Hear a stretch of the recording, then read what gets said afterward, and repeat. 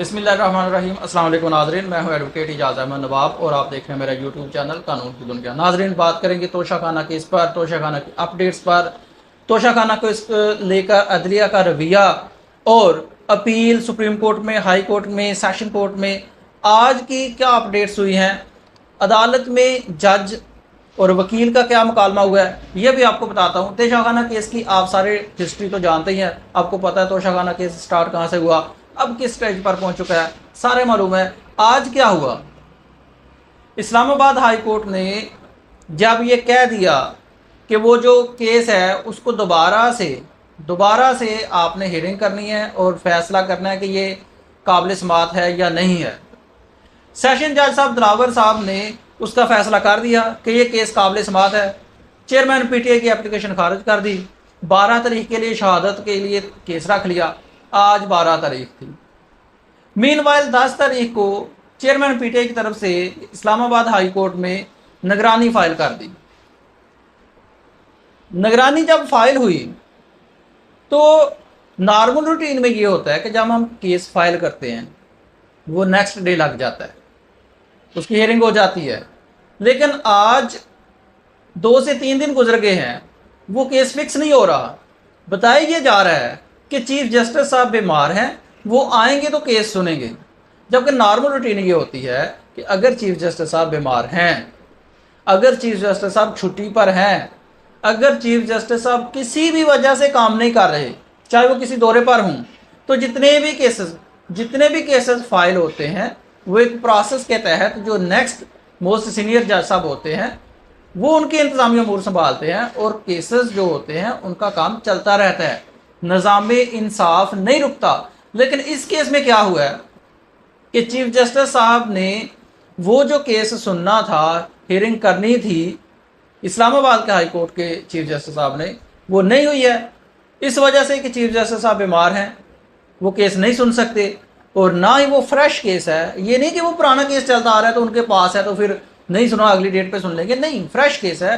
और जब fresh case होता है, कोर्ट अगर मौजूद नहीं, जिसमें स्टे मैटर होता है, जिसमें इमरजेंसी होती है, तो वो किसी दूसरे जज साहब के पास लगा दिया जाता है। मैं आपको एग्जांपल देता हूँ।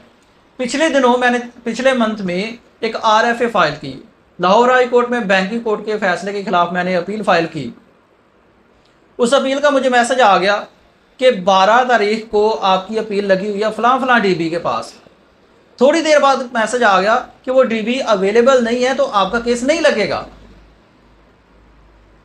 जबकि उससे आधा पौना घंटा बाद, 1 घंटे बाद मुझे दोबारा से मैसेज आ गया कि वो डीबी तो अवेलेबल नहीं थी, अब आपका केस फलां दूसरी डीबी के पास लग गया है। मतलब ये कि मेरा केस जिसमें स्टे मैटर था, इमरजेंसी थी, एक डीबी के पास केस ऑटोमेटिकली सिस्टम के तहत चला गया। जब पता चला कि यार वो डीबी तो छुट्टी पर है, वो तो डिवीजन बेंच बैठना नहीं, तो मेरा केस दूसरे जज साहब के पास, दूसरी डिवीजन बेंच के पास चला गया ऑटोमेटिकली। मैंने कोई रिक्वेस्ट नहीं की, मैंने कोई एप्लीकेशन फाइल नहीं की, मैं कोई ऑफिस में जाके कोई नोट नहीं दिया, कुछ भी नहीं किया, ऑटोमेटिकली मेरे कहने के बगैर ही दूसरी डीबी में केस चला गया। ये प्रोसेस होता है हाई कोर्ट्स का, ये प्रोसेस है कि अगर फ्रेश केस है, स्टे मैटर है, एक जज साहब नहीं आए, चीफ जस्टिस साहब नहीं आए, तो उनके जो इंतजामी अमूर हैं वो उनसे जो सेकंड मोस्ट सीनियर जज साहब हैं उन्होंने अदा करने हैं। लेकिन खान साहब के केस में ऐसा नहीं हो रहा, वो केस पड़ा हुआ है। जबकि दूसरी तरफ सुप्रीम कोर्ट में भी केस पड़ा हुआ है। वो जो इस्लामाबाद हाई कोर्ट ने पहले फैसला किया था उसके खिलाफ सुप्रीम कोर्ट में केस पेंडिंग है, उसकी भी अभी हियरिंग नहीं हुई। ये दोनों मैटर्स पेंडिंग है। सेशन जज साहब जो ट्रायल कोर्ट है वो बजिद हैं कि केसेस के इसका मैंने डे बाय डे फैसला करना है। अतात अरड़ साहब कोर्ट में मौजूद रहते हैं। कोर्ट का ये रवैया नहीं होता। नॉर्मल रूटीन में जो हमने देखा, कोर्ट्स में हम जब पेश होते हैं तो हम देखते हैं जजेस का रवैया बड़ा नॉर्मल सा होता है, बड़ा फ्रेंडली होता है, बड़ी अच्छी बातें होती हैं कि इसका फैसला होना ना होना बाद की बात है, किसके हक में होना है, किसके खिलाफ होना है, फैसला होना है नहीं होना, लेकिन बड़ा फ्रेंडली माहौल रहता है। इस केस में क्या हुआ है कि एक वकील साहब ने कहा है, पीटीआई के वकील ने कहा कि जी अभी हमने सुप्रीम कोर्ट में भी हमारी अपील पेंडिंग है, हाई कोर्ट में भी अपील पेंडिंग है, वो सारे केसेस पेंडिंग है, तो उनका इंतज़ार कर दिया जाए। यहाँ पर मैं समझता हूँ कि जज साहब यहाँ तक तो राइट थे कि भाई स्टे ऑर्डर ले आए, अगर आप स्टे ऑर्डर नहीं ला सकते तो मैं कार्रवाई करता हूँ। ठीक है, अब कार्रवाई में ऐसी कौन सी क़यामत आ गई है कि इस केस को ही डे बाय डे चलाना है। मैं आपको यकीन के साथ कहता हूँ, मैं आपको यकीन के साथ कहता हूँ कि उसी कोर्ट के कई और केसेस होंगे जिनमें 2-2 मंथ की, 2.5 मंथ की, 1.5 मंथ की, 1-1 मंथ की डेट्स पड़ती होंगी।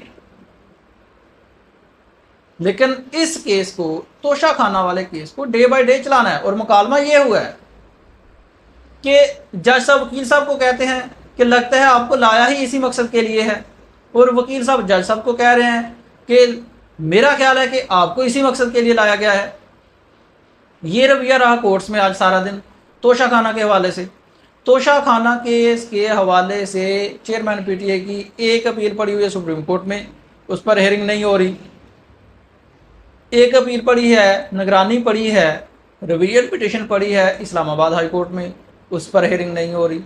जबकि ट्रायल कोर्ट में डे बाय डे हेयरिंग का सिलसिला शुरू कर दिया है, और साथ में ये भी कह दिया है कि आज तो मैं एप्लीकेशन एक्सेप्ट करता हूँ हाज़िरी माफ़ी की, इस्तिस्ना की, कल नहीं करूँगा। अगर खान साहब कल नहीं आए तो मुलज़म कल अगर नहीं आता है तो उनके वारंट ऑफ अरेस्ट जारी कर दिए जाएंगे। आज की तोशा खाना केस में ये प्रोसीडिंग्स थी, शहादत मौजूद थी। मैं आपको पहले ब्लॉग में बता चुका हूँ कि 12 तारीख को शहादत डेफिनेटली मौजूद होनी है, और वो थी, और वो कल भी आएगी, परसों भी आएगी, चौथ भी आएगी। जिस दिन केस लगेगा शहादत लाजमी आ जाएगी, शहादत रिकॉर्ड होगी, और अगस्त से पहले इस केस का फैसला होना है। अगस्त से पहले अगर इस्लामाबाद हाई कोर्ट से या सुप्रीम कोर्ट से स्टे ऑर्डर नहीं आता, कोई एडवर्स ऑर्डर सुपीरियर कोर्ट से नहीं आता, तो अगस्त से पहले इस केस का फैसला हो। फिलहाल के लिए तोशा खाना केस में यही अपडेट्स थी। न्यू अपडेट्स के साथ दोबारा हाजिर होंगे, तब तक के लिए शुक्रिया। अल्लाह हाफ़िज़।